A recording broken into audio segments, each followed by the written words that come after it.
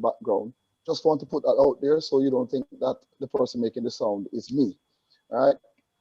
I am a much bigger dog than that. But sorry. Right. I do also have children, especially one who is very rambunctious and just wants to hug all of the time and all of the attention, right? So if you hear any other sounds in the background, it's possibly one of my children, one of my daughters. But I do hope that you'll bear with me. Thank you very much for having me, and I also want to thank you for giving me your full attention at this time. So today we're looking at responding to the psychological challenges, and I want to zero in on helping our young people cope during this COVID-19 pandemic.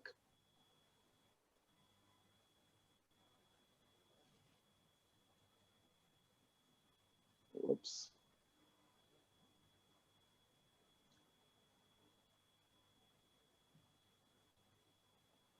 Just let me see if I can, right, there we go. All right, so helping our young people during COVID-19.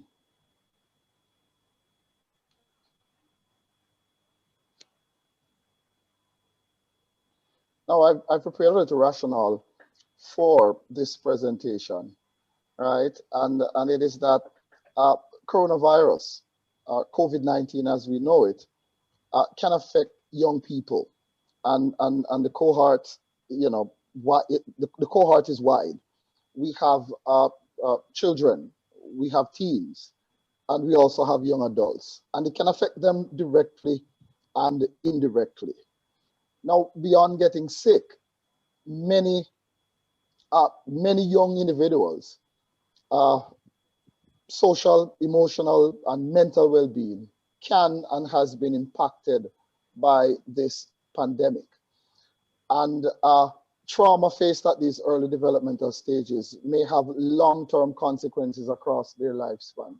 Brothers and sisters, I don't even want to imagine what the future will look like if intervention is not made at an early stage. It is quite clear that already we can see an educational gap being developed among our youngsters in school. There are those who were struggling before the pandemic, those who were lagging behind, and right now they are going to be pushed further behind. And if the intervention, the appropriate interventions are not made, then we need to be very, very concerned, maybe even worried about what the future will look like. And so we have an opportunity right now, caregivers, pastors, youth leaders, Christian ministry workers in general, to offer support to our young people, to our youth cohorts, by recognizing the social, emotional, and mental challenges confronting them and help ensure their well-being. So it is going to take a collaborative effort. And all of us, as youth leaders, we have a role to play. So no one can stand aside and say, point fingers and say, it is their job or it is this group's job. It is our responsibility. And if we have that concern for the future, then I think that we must own up to this and get busy right away. But that's why we're here. And I do believe that this is a wonderful opportunity for us to really make good on that which we have committed ourselves to for the Lord as it relates to our young people. What are some of the challenges faced by our young people? Firstly, we can recognize a change in routines, and all of us would have been affected by this. Having to physically distance from those you love, that's family, friends, classmates, co-workers, or your worship community, speaking of your church in particular, can be very, very hard. It may also cause change in plans. For instance, having to adjust to virtual activities like classes, meetings, church-related events. An event like this, which happens annually, we will find ourselves meeting at the New Testament Church of God campsite in St. Anne. We would have been over from last evening. We would have been having our presentations face to face. We would have been interacting and having fun and people meeting and greeting and you name it. But all that, or COVID-19 would have changed all that, right? And every one of us, our young people included, our teens and children included, have been affected by this pandemic.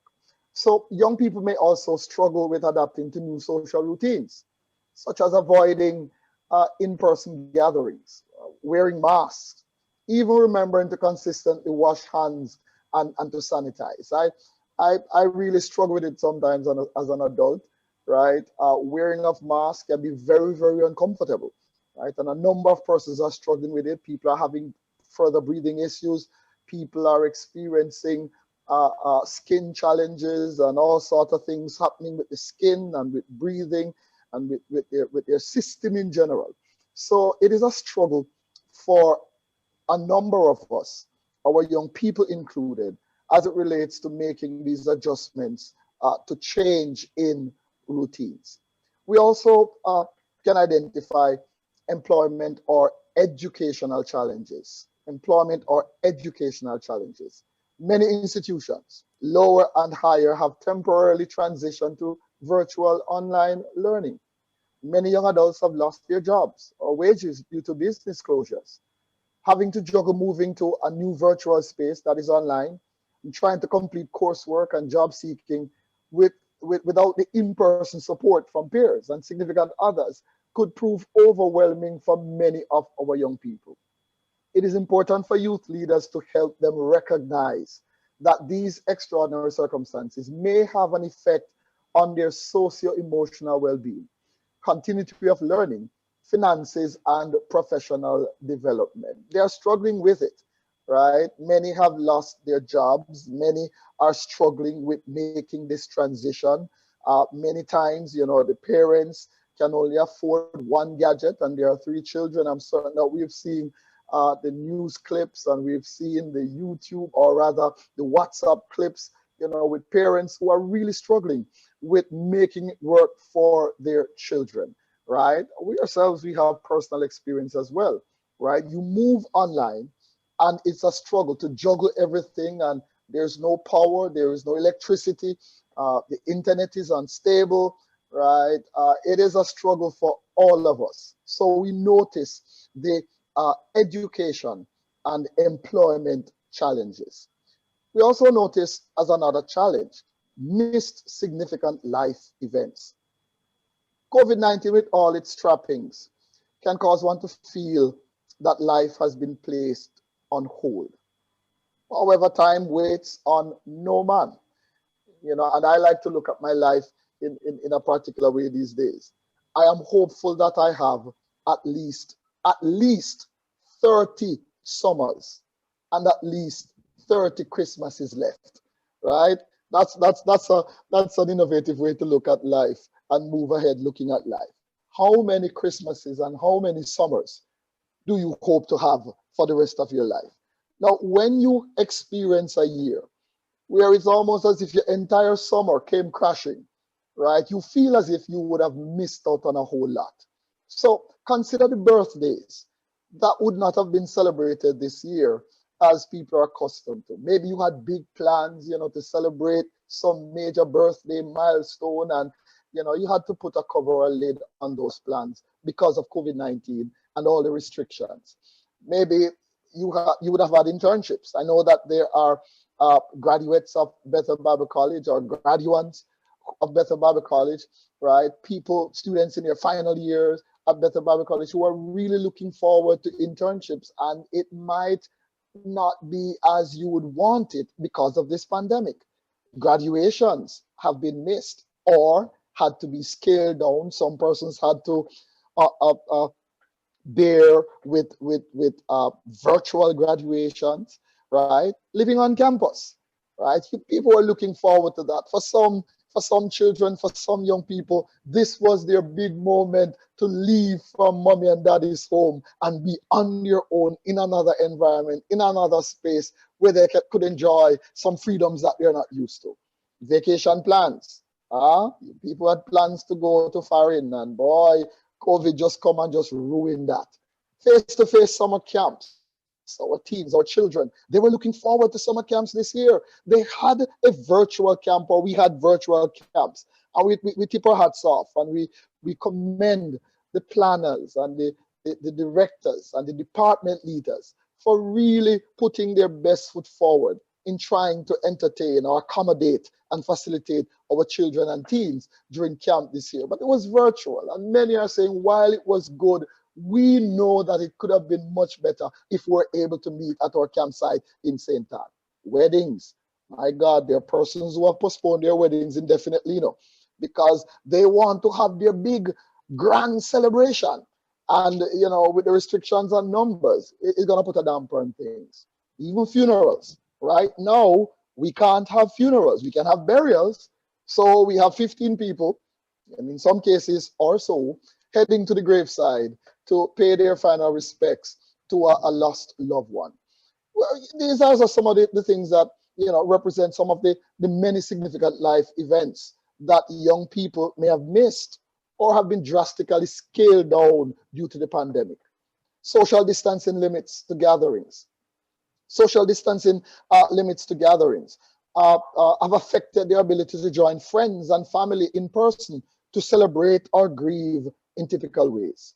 It is important to help our young people understand that hosting gatherings during COVID-19 could be dangerous to those who would want to participate, and encourage them to connect and support each other in more appropriate and acceptable ways. So we are looking at the challenges, changes in routine, employment or educational challenges, missed significant life events. And the final challenge that I want to leave with you, loss of security and safety. Loss of security and safety. On your screen, you see security and security. It's important to place emphasis on it, but it's actually loss of security and safety. A loss of job or wages can lead to economic insecurity. Economic insecurity has been consistently linked to adverse academic achievement and health outcomes. And this is absolutely true, because the way things are shaping up right now, the students and parents, the families that are suffering more as it relates to economic and financial setbacks and positions, they will feel it hardest, right? As it relates to health outcomes, those who struggle with taking care of, the non-communicable diseases, those struggling with pre-existing medical conditions and are not predisposed to having personal doctors and health insurance, they are going to struggle more. So we find that the lower people are on the economic scale, the more likely they are to experiencing adverse academic achievement and health outcomes. Stay-at-home orders during COVID-19 may have resulted in some of our young people being increasingly exposed to intimate partner and sexual violence and abuse. Now, we have heard reports in recent times, that the number of cases as it relates to child sexual abuse has actually increased since COVID-19 has caused the lockdown and has caused a change in approach to how we do things, right? So naturally, in some degree, these things are to be expected, right? Usually going to school, going to work, being able to go and meet with friends would represent a breather, or would give those who are abused, victims, some sort of a breather, and even the opportunity to speak with someone that may be able to help them. Now everybody is on lockdown. And so these things can cause a sense of insecurity and a lack of safety for people, and sometimes even just to feel helpless. It is important, therefore, to cultivate a trustworthy relationship and maintain open communication with young people, with our children, with our teens, with our young adults, watching for behavior changes that may signal distress. So you notice that the young person is just not that open with communication anymore. right? You recognize changes in attitude, facial expressions, how people are responding, how young people and how teens are responding to your regular questions, right? Their activities, right? Their willingness to participate. And if you recognize some of these behavior and attitudinal changes, then I want us as youth leaders, youth directors, district and local, to pay careful attention and to see how we can help. What can we do to help is the question that's a begging and that automatically follows. Firstly, I want us to recognize and address fear, stress, and behavior changes. Recognize and address fear, stress, and behavior changes. Excessive worry or sadness, unhealthy eating or sleeping habits, difficulty with attention and concentration are some signs of stress. I want youth directors, district and local, I want youth leaders in general to stand ready to encourage young people to practice healthy ways to cope with stress. Help them, give them tips. Let them know that you are there. Let them know that you are ready to listen to them. Let them know that despite the fact that we can't or we may not be able to meet in person, but we are willing to utilize all the platforms and the media that we can to reach out to them and listen to them and consequently offer help to them. But recognize and address fear, stress, and behavior changes. I like to say to people during this pandemic, we don't want people to be fearful, but we want them to be careful, absolutely careful, because the fear mongering is real. And if you're not careful, you might take a flack even for suggesting positivity, being optimistic, looking forward to looking at this pandemic behind us. There are those on the media and social media and other platforms who are ready to bite your head off. But I say to you, be positive and allow your young people, to see that positivity coming from you so that they can model you and mimic your actions as well. Another thing that we can do to help is to help our young people take care of themselves and their community. Taking care of friends and family can be a stress reliever. That's one way that you can help. The more you can reach out to others, the more you might find your own stress is subsiding. So it might be a good stress reliever, but it should be balanced with self-care. Again, emphasis must be placed on being careful rather than being fearful. We should never allow fear to prevent us from helping others, especially those who are less fortunate than ourselves. Young people can be encouraged to volunteer, to assist members of their community in various ways. But emphasis must be placed on being good role models. That is, wash your hands often, wear your mask to help protect yourselves and others. Then your peers are more likely to do the same. So youth leaders can really model this kind of behavior, right? You don't want young people to think, oh, boy, well, there is a ban on us talking, a ban on us meeting, right? But you can meet, practice a physical distance, wear your mask, wash your hands, walk with your sanitizer, ensure that you're sanitizing, and allow others to see. And when they see you doing this, then they are more likely to do the same. But the aim is to help them take care of themselves and also to take care of their community, especially the ones in our community that are more vulnerable, the elderly, those who have pre-existing medical conditions, those who are struggling with non-communicable diseases like diabetes and hypertension, right? And the list goes on and on. But we want to, and recently, those who might be on the overweight side. I'm not saying fat, I'm not even saying obese, but I'm saying those who might be a tad bit, a little bit, or maybe more than a little bit on the overweight side, right? So help them take care of themselves and their community.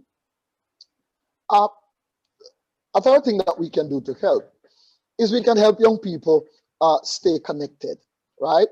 Young people should be encouraged to maintain social connections through phone calls or video chats to help them feel connected in some ways and less lonely and isolated.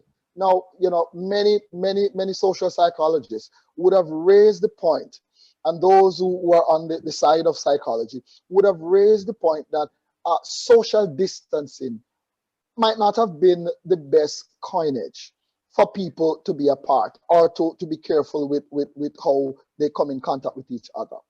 Physical distancing is a better way to coin it, because though we need to practice physical distancing, we can still connect with each other in social ways. So we have a plethora of our number of media available to us, a number of platforms. We are on one now, we are on Zoom, and Sister Davis mentioned a number of platforms in her presentation that are at our disposal. Some you don't even need to download. You can just hit the web and utilize, right? So we need to encourage our young people, right, to maintain social connections, right?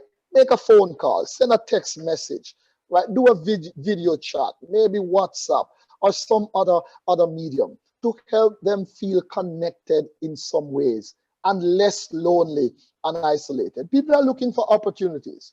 They may not stay on a platform for the entire duration, but the important thing is that at the end of the day, they recognize that there is a group of youth leaders at my church, a group of youth leaders in my denomination that are making every effort to reach out to me in my little corner, right? So they don't feel so lonely and they feel less isolated.